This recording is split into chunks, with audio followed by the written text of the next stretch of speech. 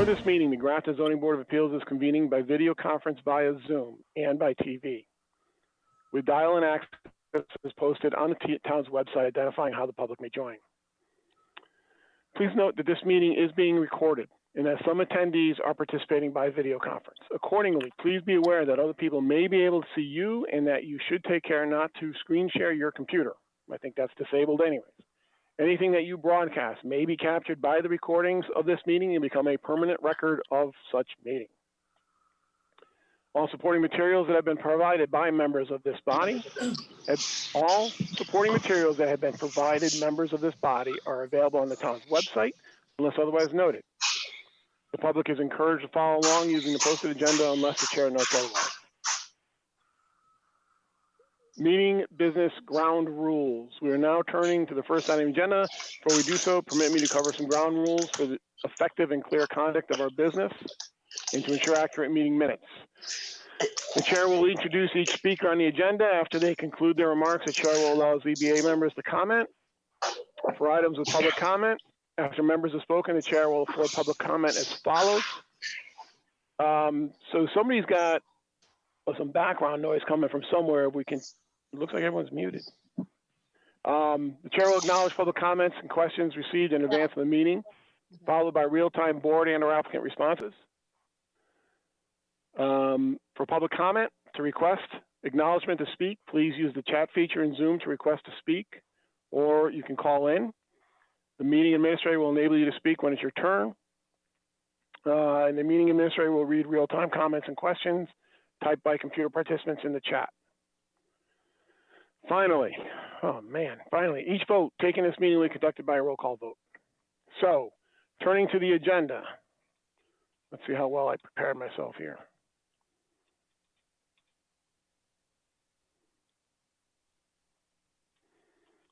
Next order of business is a continuation of case number 866, 165 Worcester Street, which is a request for a variance.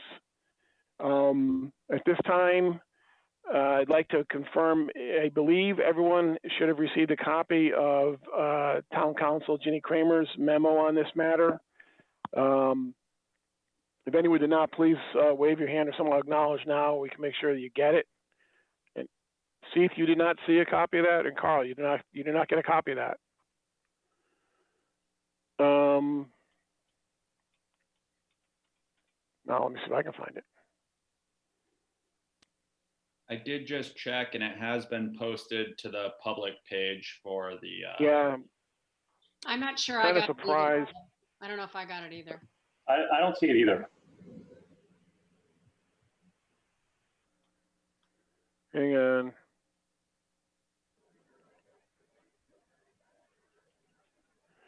All right, I'll any chance that I can share my screen? Are you able to do that? All right, I'll take that as a no, Katrina. So I'll just read it from Attorney Kramer, and this came in on the 29th of June. Hi, Katrina and Bill.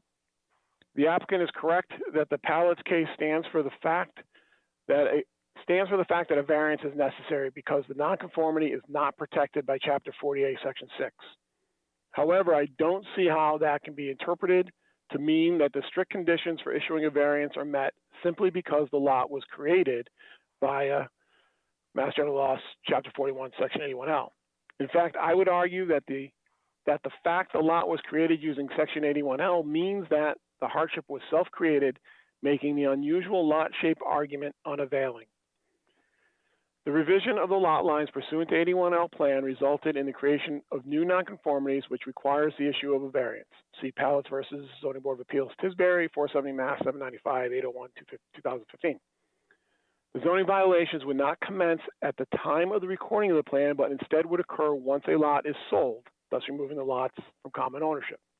See Bruno v. Zoning Board of Appeals of Tisbury, 93 Mass Appeals, CT 4853, 2018. The Bruno case is instructive, as in this case, the property owner in Bruno created new lots for existing structures via a plan endorsed pursuant to General Laws, Chapter 41, 81L. In that case, the property owner did not sell one of the lots until several years later. Subsequently, an abutting property owner sought enforcement against the existing structure. The appeals court held that the lot line revision created a new zoning nonconformity, thus stripping the existing structure of any protection from zoning enforcement it may have had. Next paragraph, I see nothing in these cases that suggests a variance is warranted based upon the lot creation via section 81L. Let me know if you have any further questions or would like more formal opinion. So that was the note from Attorney Kramer on this matter.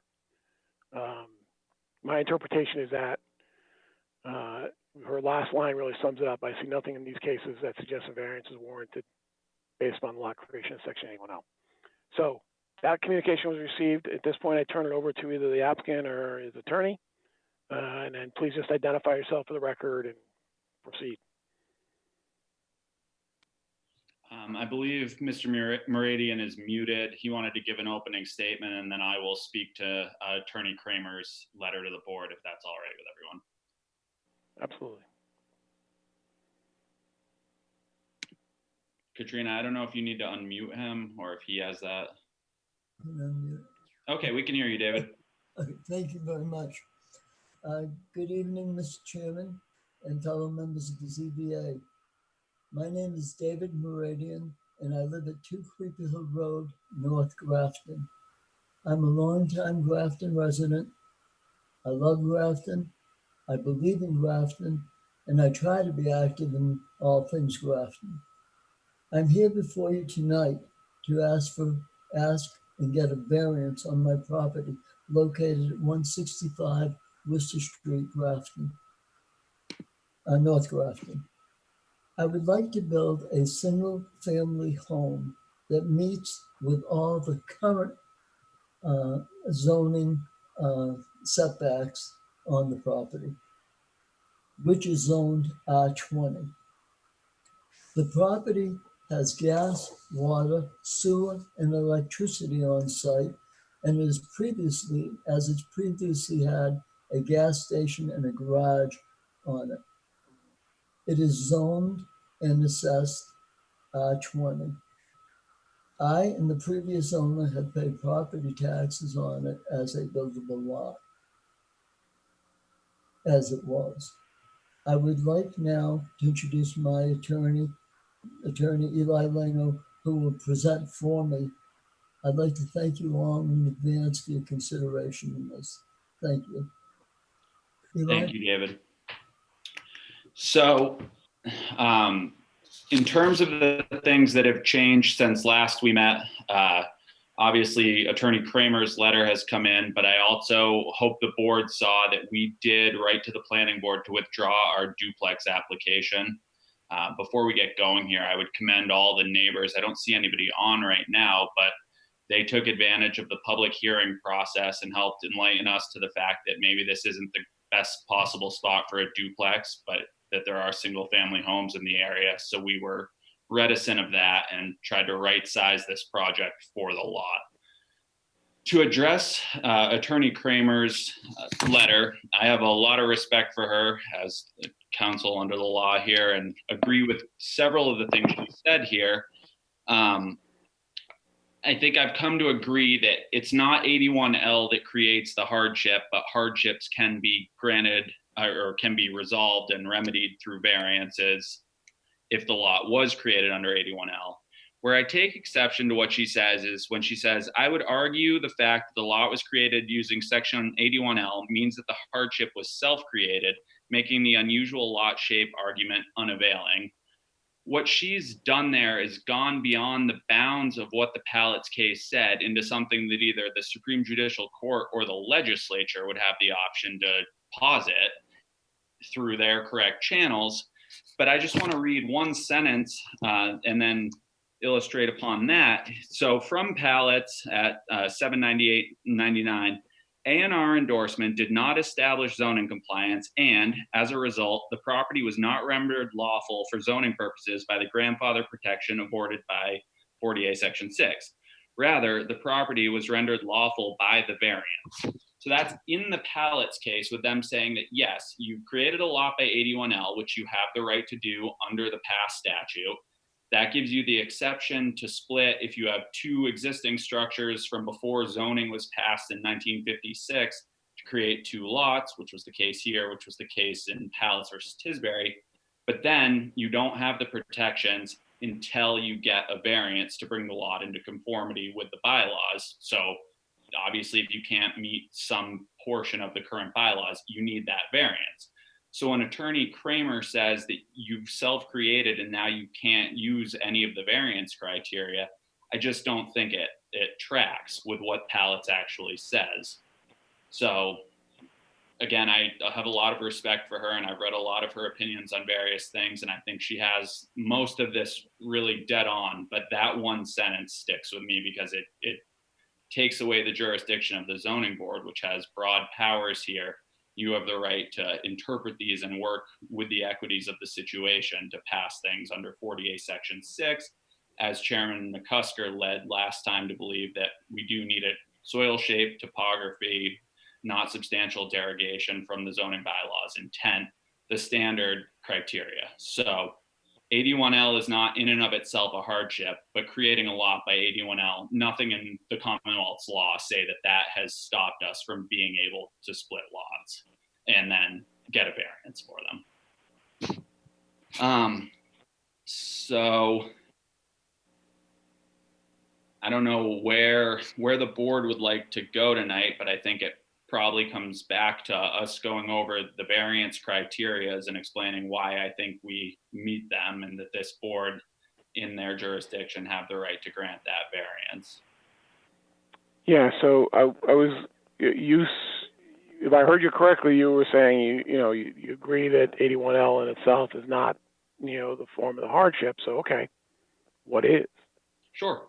So last time we had discussed that if I had brought some findings in, that might have been helpful. So I'm hoping I did that and maybe one better, in that reviewing the Ferry case in which lots in Grafton were divided under 81L's multiple structures exemption, this board under then Chairman Yeomans issued the following findings. And again, finding 1, lot 1 is 13,180 square feet. So that's smaller than ours. It's in the R20 zone, which is what we are in. And those lots actually didn't meet the setbacks. The difference was that one of our buildings that were created under 81L and the lots have since been sold off to different owners, but one of our lots is now vacant and those both were still in existing. But the Yeomans board said, we find a hardship exists owing to the unique conditions of the lot. On the lot, the 2 houses were built before both the subdivision control law and the Zoning Act of 1975 went into effect. And that no further expansion of any nonconformity of zoning bylaws for the 2 lots created by the Grafton Planning Board A&R subdivision is allowed, and that there will be just in general, that they couldn't make it more non-conforming, but that the lots were created, and by the size and shape of the lots, they had created a unique situation in town prior to the existence of these current zoning bylaws. So again, we have a triangular lot that has about 70% of the required frontage and 70% of the required area. It is triangular shape, was created in an unusual way that now requires variance relief. And to continue on the Section 10 criteria, that's the shape was laid out before zoning and is unusual, and size also goes to shape. And then it was the only lot in this vicinity created in this way, so that goes to the uniqueness within the area. And then obviously it can't be a substantial detriment to the public good. I would argue this benefits the neighborhood, because right now we have an ugly lot. We discussed blight last time, and whether or not this lot is blighted now, there's the possibility that if it's deemed unbuildable under the Grafton zoning bylaws, there's no real incentive for anybody, whether it's my client or someone further, to mow and keep it up. And also, to go back to last meeting where they said he'd let it go, he'd gotten all of the cars off, had it brush hogged, had it cleaned up, and was getting it ready to do something with it. So the incentive here is hopefully we have the chance to really beautify this lot in keeping with the neighborhood. And then it also has to be in keeping with the bylaw parameters and goals. And then the R20 bylaw is stated that it's medium density residential, which is what you all know, but the goal is to provide sites for medium density residential development with respect to the existing character of the neighboring homes and properties, including compatible related home activities, et cetera, et cetera. But right now, in a zone where the bylaws state the goal is to build medium density, and maybe we had overstepped our ask by thinking a duplex fit there, and that's irrelevant now that we've withdrawn it. We've tried to right size this property and project. The goal is to build single family houses as stated by the bylaws, and that's what we're going to try to do. And 81L took a lot that had two primary uses on one lot, which is again in contravention of the bylaw, split the lots. Now we have a chance to make something that's a buildable lot, the right size, the right project. And the hardship is obviously that it's financial or otherwise, that if Mr. Meridian's not allowed to build on this lot's a total loss under the bylaws, which is an incredible hardship on a spot of town where people drive through. It's a well enough traveled road. Again, plenty of access. There's other houses here. This is not going to be a pedestrian or traffic safety issue. But we really do have a chance to add something and make an ugly lot a nice new house for someone in Grafton.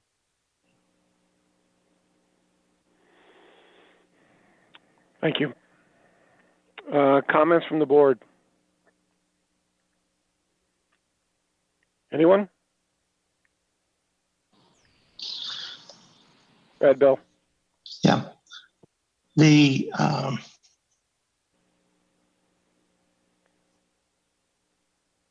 reference to the lot on Ferry Street is, to my mind, entirely different. Those lots, those houses on those lots, on that lot, had been there since the dawn of time, so to speak, relative to Grafton. I've spent time looking at this particular request before us tonight, and I feel no differently than I felt last week, or excuse me, last month when it was brought forth originally. There is no hardship here. The fact is that it's an undersized lot by 30% in frontage and approximately the same in square footage. We're being asked to create a buildable lot, whether it's a two-family or single family, doesn't matter. That's something to be taken up with the planning board if it were a two-family, and he stepped back and said it's a single family. But I still am opposed to it because it, in my mind, does not meet in any way the hardship that we ask people to deal with when seeking a variance from us. And I don't recall all the details of the Ferry Street, but I know that there were two separate and distinct houses that they came before us to enable them to protect that parcel and to get it so it could be sold. This particular parcel, as I recall, it was split in 1979. And when did Mr. Meridian buy this parcel? He bought that last year, but there's case law holding that it's not going to the hardship to buy a non-buildable parcel. So I'm not sure necessarily that that's relevant. Well, I mean, anyone can buy a non-buildable lot, and it's a little bit of a crapshoot. When you buy a non-buildable lot and you know you have to seek a variance, the variance requires hardship. And I differ with you in your opinion relative to the hardship, and I don't see it. I'm in agreement with our counsel and her opinion as it's written. And, I have no intention of voting tonight to grant this variance. So I'll let someone else speak. Thank you, Mr. Yeomans. Other comments from the board? Yes, attorney? I just wouldn't mind taking a moment to address Mr. Yeoman's concerns. And Sure. I will never argue that I know the town of Grafton as well as you do, and you've been in service to the town for a long time, and you might know more about the Ferry Street decision than I do. All I have from the record is we find a hardship exists owing to the unique conditions of the lot. And then following that up, where in section 10, 48 section 10, a literal enforcement of the provisions of the ordinance or bylaw would involve substantial hardship, financial or otherwise. We're in a situation where whenever this person bought this, and then the hardship is that it's a triangular lot, doesn't fit the shape, however it was created, the hardship is that it's an entire loss, whether or not my client owned this parcel since time immemorial and split it, created it before 1956 and split it at some point after under 81L. And I'd like to then illustrate the point a little bit. So the Orbegosos live next door on a lot that is smaller than this one, created in the same 81L split. They have a house that I'm sure they pay insurance on. I don't know these people. I don't want to go too far ahead of my skis here. But if their lot gets hit by lightning or gets crushed in a snowstorm the way that this garage was, there is no right for them to rebuild. And the idea of saying that there's no hardship is one of the harshest reads of zoning bylaws where you have broad authority and discretion. I just think that's a situation where it's a shame to take a prime lot in this town and say, too bad, so sad. Thank you.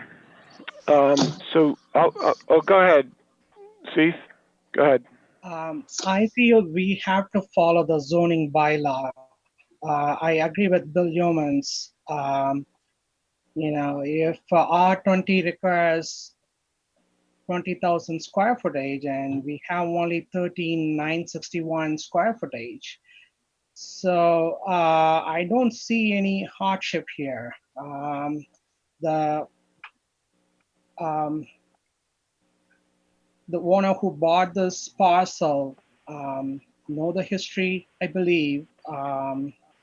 So I don't know. I don't see any hardship, and we have to follow the zoning bylaw. And if something has to be built, select board has to get involved. We need to get their approval as well. That's my thinking. Okay, thank you. Thank you. So, I just want to clarify, we've been using the term no hardship. And I don't think, I think we're being a little bit loose with that term. I don't think there's any doubt that there actually is a hardship if you can't build a house. That is a hardship. I don't think there's any question about that. But, 48 is pretty clear that it needs to be a hardship owing to the shape, topography, soil conditions, blah, blah, blah. So, and it's got to be unique condition in the zoning district. So that's the piece that's missing. With respect to the Ferry Street decision, first of all, I just refuse to even consider what's been done in other decisions in other cases. It's not relevant. I think we all know that. Quite frankly, perhaps if we had had town council's opinion back then, we might have actually, considered it differently. So I may have considered things differently. But, based on what town council is saying, this lot needs a variance just like any other similarly sized shaped lot. And, so we're really at square one with respect to a variance. So, okay, we need some sort of a unique shape, topography, yada, yada, yada, unique in the zoning district. And I just don't think we have that here. I mean, there's plenty of, these pie-shaped lots. There's plenty of undersized lots. I mean, there's nothing really unique about this lot in the zoning district. Yeah, it's small. Yeah, it's shaped not in a perfect rectangle, but that's not unique in the zoning district. So, from my point of view, I'm not seeing that, real basic requirement for a variance out of this lot. And You know, for that reason, I cannot support a variance on this property. Mr. Yeomans? Yes, if I may, Mr. Chair. 2 points. The attorney, the applicant's attorney, you know, it's debating case law, his opinion of it, and our town council's opinion of it, which leads me to think that it should be argued at another stage. It's not something that I'm comfortable with or familiar with totally, and that I think my feeling, as I stated earlier, remains the same. And I think that if this is denied, that the applicant has the right to appeal it in court, where his attorney and our town council can argue the finer points and let it go forward from there. Another point he makes about the lot being left vacant. We all know that within a short period of time, nature will take over that lot and it will hardly be noticeable in 3 or 4 years. So while it's going to change and the look of it, and it's been cleaned up obviously a bit, but nature will take it back. So it's not just going to turn into this derelict piece of property. So I would still stand with my original opinion that I'm not in favor of this variance. And if they wish to take it further, that is their prerogative to argue it in a court or in land court or in Superior Court. Thank you. Any other comments from the board? Is there any public participation, Katrina? Nope, no public participation and no comments from anybody I've received. Okay. Before I close it to input, Attorney Lanio, do you have anything else you want to say? I think it's a shame, but I respect the board's consideration and appreciate the chance to come before you on this. I guess we have to let the chips fall where they may, but Okay, so you want us to go forward with a decision? I guess it really makes no difference for us, because if I withdraw this, well, it's this board that, you know, the record shows what the record shows. Nothing's going to change here, and we have 2 years Okay. if we lose, and I just think it's disappointing.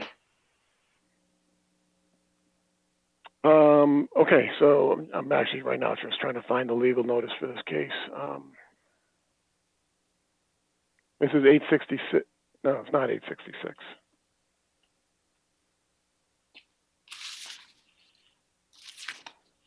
Yeah, it's 866, isn't it? Yes, Mr. Chairman, 866-2020. Yeah, I'm trying to find it.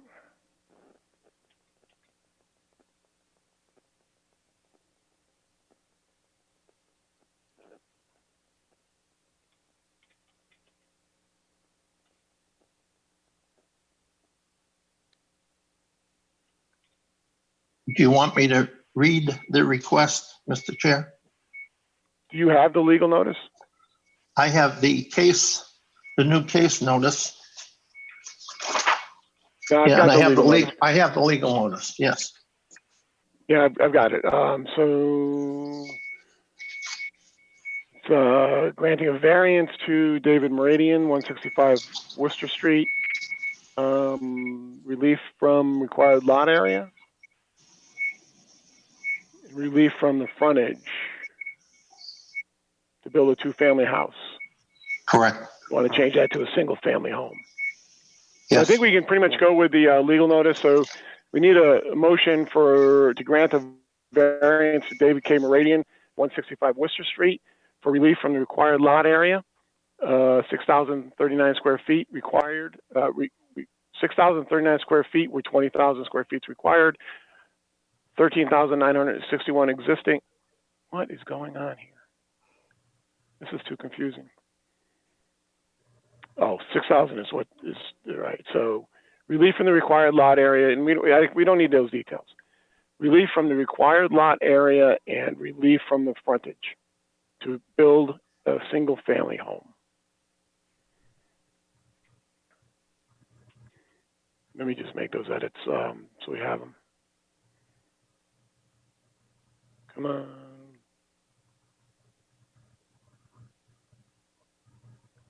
All right. Relief from the required lot area and relief from the required frontage to build a single family home. David Cameron, 165 West Street, questions on appeals. Grant a variance. Okay, so that's the motion that I need. Somebody want to say so moved, or you want me to read it again? So moved. Second. So the motion's been made and seconded. Any further discussion? So again, the motion is that the Grafton Board of Appeals grant a variance to David K. Meridian of 165 Worcester Street to allow relief from the required lot area and relief from the required frontage to build a single family home. Without no further discussion from anyone, I don't think. We'll do a roll call vote. Ms. DeRosiers? I vote yes. That was a yay or nay? Yay. Ms. Reed? Yes. Mr. Waller? So just to clarify, this vote is a yes is in favor of granting the variance? Yes. I vote Could you say it again, Mr. Waller? no. Mr. Yeomans? No.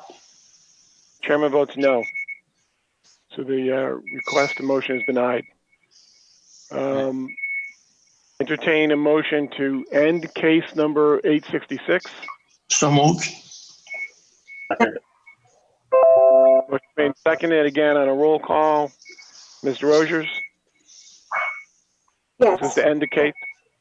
Ms. Reed? Yes. Mr. Waller? Yes. Mr. Yeomans? Yes. Chairman votes yes. Thank you. Thank you all.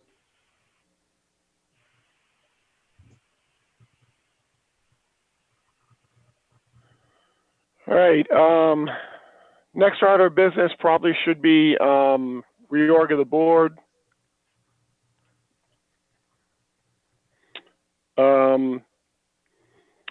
At this time, I think we would entertain a motion for chairman, but maybe I should just take a moment and, acknowledge that last year at this time, or when we were reorganizing, the intention was that I would be chairman and Ms. DeRosiers would take over this year. And I know I've spoken to Marianne and she, I guess, requesting a year before another year. I don't know if you want to say anything else, Marianne, or not. The timing is bad for me right now.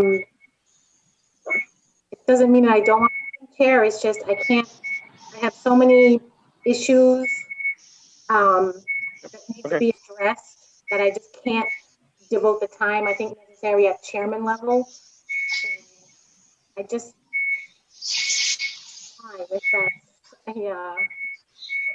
That's fine. So is anyone interested in taking over as chairman?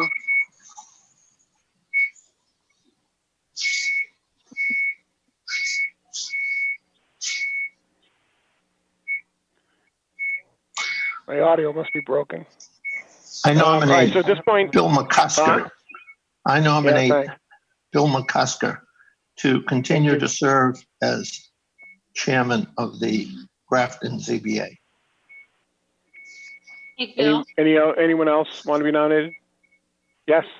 Bill, do you find that, I know you, you travel and do you find that doing Zoom meetings, if we could do more of this type of thing, would you feel less, constrained and having to come into town hall? Does this help some, this format? Yeah, I think it does actually, but with me, it's not necessarily the meetings. It's some of the work that goes on outside the meetings, particularly with the 40Bs, and that's been a drag on the ZBA as long as I've been involved. I mean, when we lose members, it's usually around the 40Bs, and they put a drag on everyone, and so that's really it's that sort of stuff. And but for whatever reason, I think last year at this time I was just kind of in a bad place, and that may be a little bit of a dramatic statement, but with respect to wanting to be the chairman, I think I said at the time I was just tired. I'm in a little bit better place now, so I'm okay continuing at this point. And in Bill's but defense, by the too, same token, if anyone else wants it, I'd be glad to let somebody else do this. We love you as chairman. but also in Bill's defense, it's not just this. I inundate him at times with emails with a lot of stuff that's going on. So I also know he's busy, but there also sometimes it's like, okay, I need an answer. So it's not just the meetings in and of itself. It's like Bill said, the behind the scenes stuff. When I get stuff in, I don't know what to do. I've got to email him. He reviews the legal notices. He reviews all the decisions. So it's a lot of that little, I guess I would say nitpicky stuff, but of stuff that needs to get done. So it's not just the meeting in and of itself. Can I ask a question on that? Is it possible for you to delegate some of that stuff to other members? I was just going to say that. Yes. I'm not opposed to taking some of the behind the scenes work off their plate. And, to have, just take to lessen your load in a sense where I wouldn't have to take the entire load. I could lessen yours. Like some of those emails, I wouldn't have a problem reading those. And you know what I'm trying to say. Yeah, and maybe that's the thing to do is try to delegate. For me to try and delegate some of that stuff.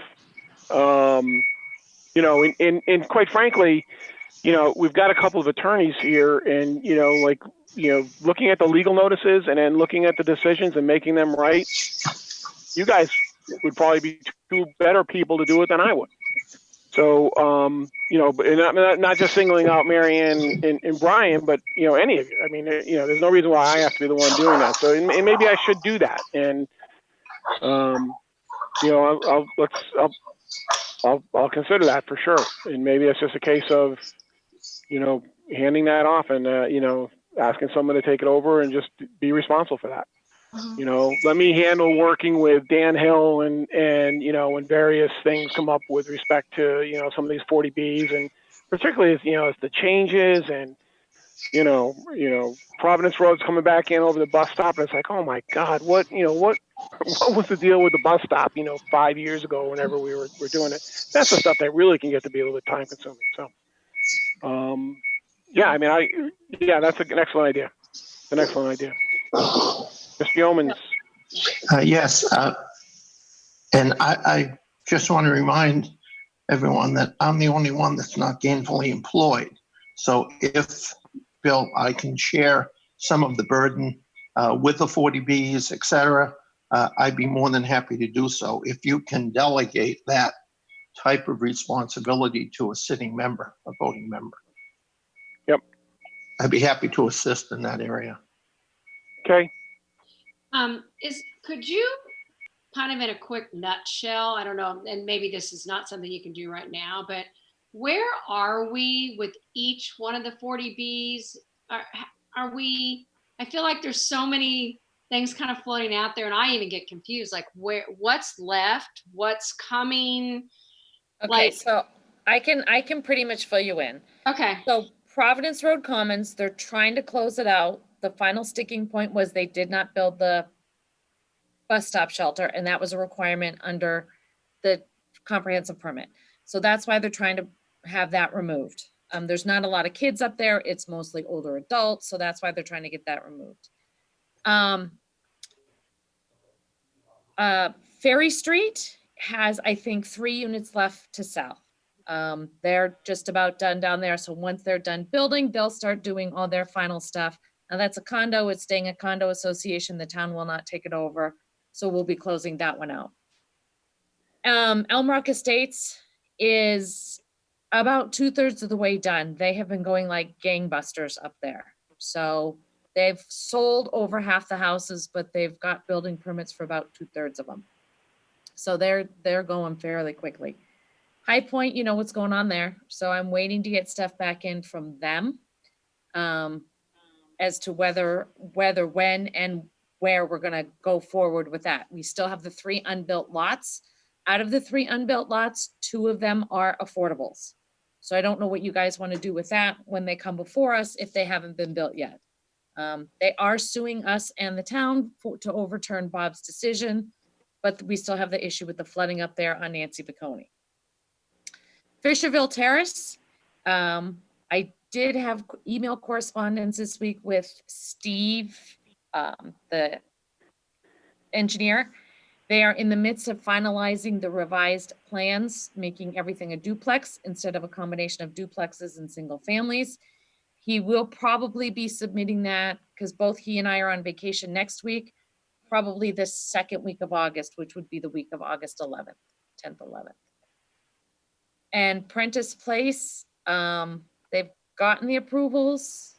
They've got the approval from planning to be able to build the duplex off Elm Street, which is where they're connecting in the water and the sewer. They haven't come before us for anything else, but I think they're waiting to get that started before they start doing anything else on their lot. And that is all of them.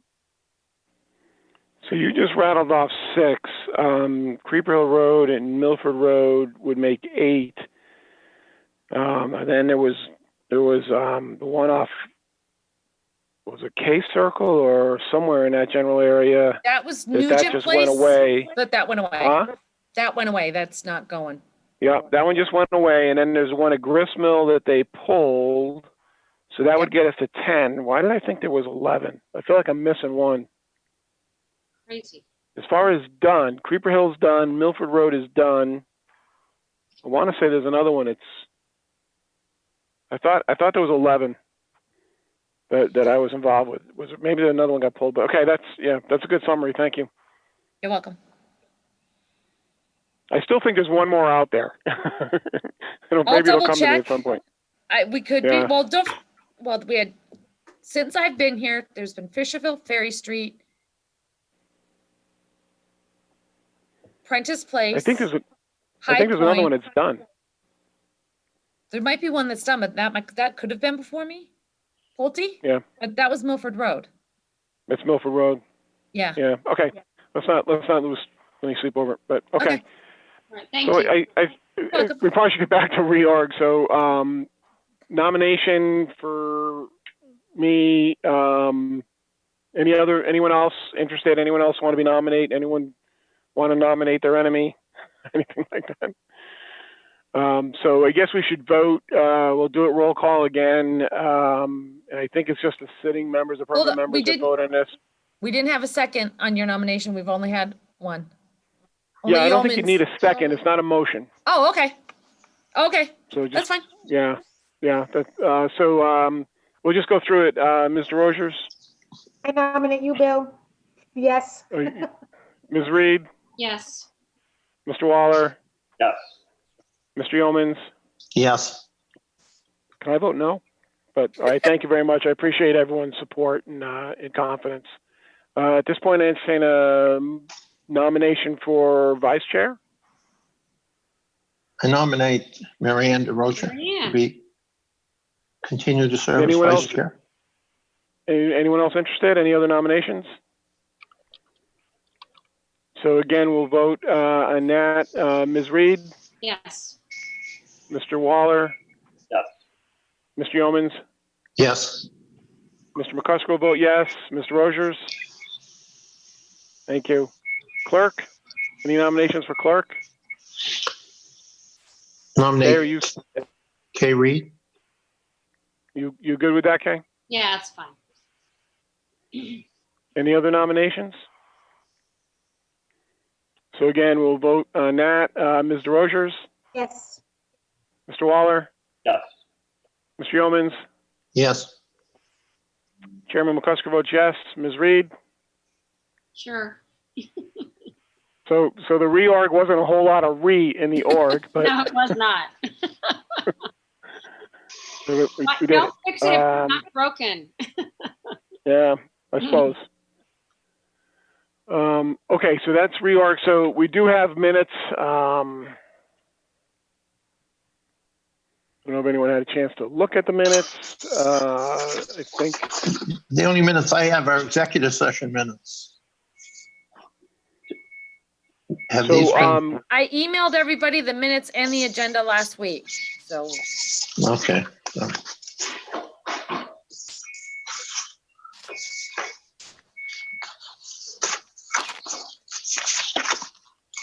So I think the oldest ones would be June 11th. Does everyone have those, or has anyone had a chance to look at those? June 11th?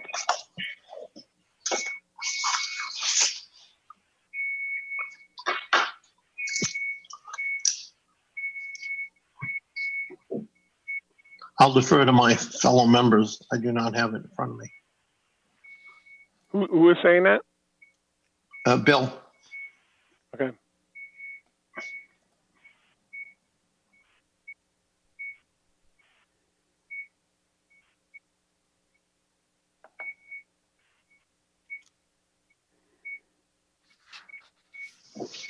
I don't have anything on this one. I believe it's okay as is. I don't know if anyone else has any comments on it.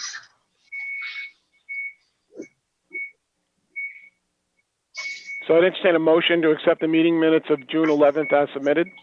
So moved. Second. So on a roll call vote, Ms. DeRosiers, Yes. Ms. Reed, Yes. Mr. Waller. You still looking at him, or I think you're muted? Sorry, yes. Mr. Yeomans, Yes. Chairman votes yes. Close those. Next one would be Thursday, June 25th.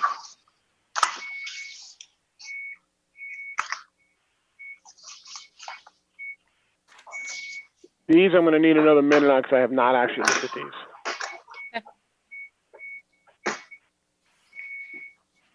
Bill, do you have these? No, I do not have those in front of me. Okay, all right. The attorney for Mr. Meridian, is it L-E-N-O, Leno like J, or is it L-E-I-N-O? L-E-N-O. L-E-I-N-O. Leno like, Oh, is, huh? It's L-E-I-N-O. it is. All right, I'll correct his spelling. My mistake. So,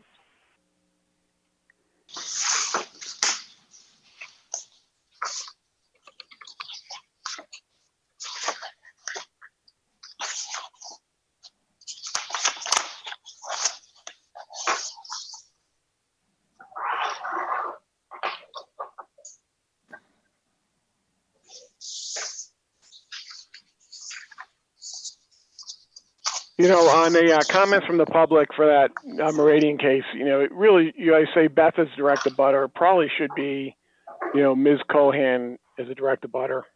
Okay.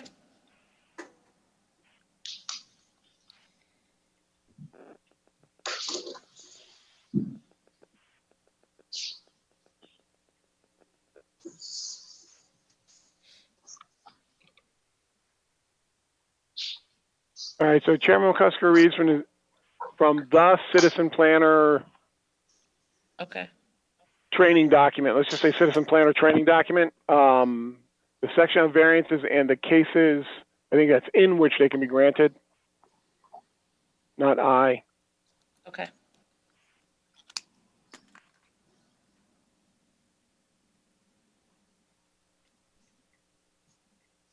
All right, so lots of, you know, Attorney Leno's they need to change.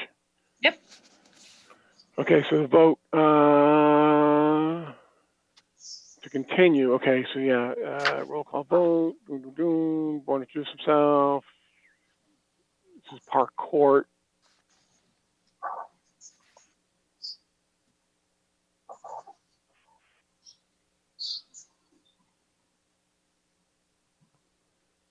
Special permit. Yes, yes, yeah. Roll call vote. Perfect. Barnard Road. And then review of minutes. As amended. Roll call vote. The adjournment should, I don't know if we did a roll call to adjourn, but we're supposed to do them by roll. Everything's supposed to be by roll call. Okay. You know, we didn't do it by roll call, so let's not change it. Okay. But we should do it by roll call tonight. Okay. So that's all I have. Anyone else have anything on these minutes? So motion to accept the meeting minutes of June 25th as amended. So moved. So motion made and seconded. Any further discussion? So we'll vote again by roll call. Ms. DeRosiers? Yes. Ms. Reed? Yes. Mr. Waller? Yes.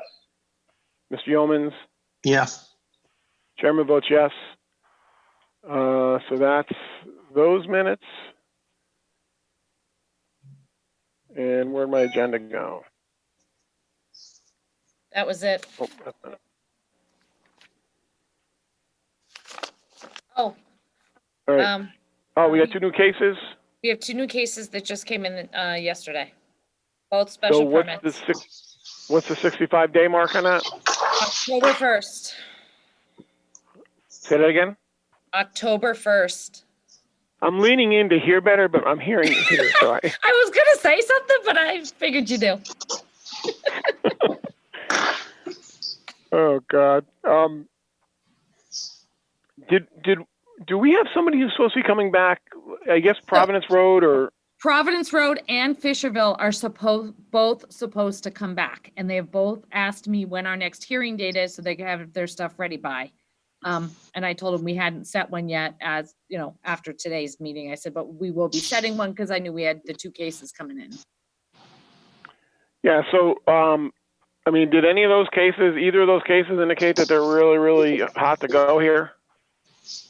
Not really. One's an addition of a garage and the other one's an addition of a deck. So, I mean, I don't know.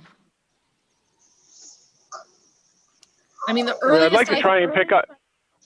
I'd like to have. Because the earliest I could get them in, because I'm on vacation next week. I mean, I could come in tomorrow if I had to, would be. No, you're thinking the opposite direction I'm thinking. I just want an opportunity to pick up another case if we can along the way. So let's go for like September 3rd. Anybody have a problem with September 3rd? No. So why don't we schedule them for September 3rd? Okay. Schedule them 7 and 7:15.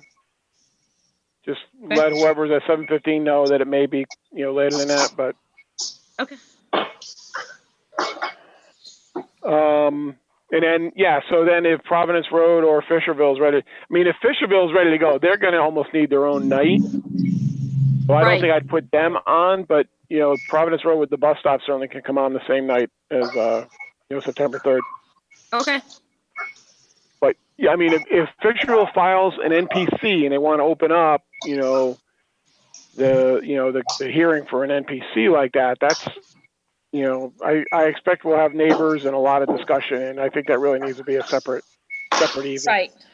Right. And I'm gonna have to send a legal notice out for that anyway too. So I'll just let Steve know, once he gives me everything, I have to have so many days to get the legal notice out. Yeah. Yep.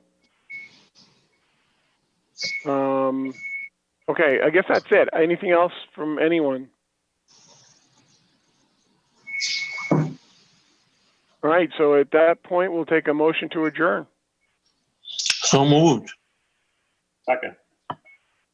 Motion made and seconded. Discussion. Roll call vote, which is what we're supposed to do. So, Mr. Rogers? Yes. Ms. Reed? Yes.